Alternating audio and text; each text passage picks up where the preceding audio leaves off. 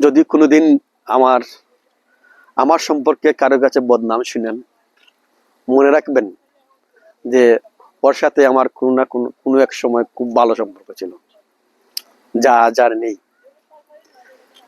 পৃথিবীর একটা নিয়ম আছে, দেখবেন যাদের সাথে তোমার খুব ভালো সম্পর্ক থাকে, সম্পর্ক নষ্ট হওয়ার পরে কোনো কারণে যদি ঝামেলা সৃষ্টি হয়, দেখবেন ওরা আপনার বদনাম রটাবে।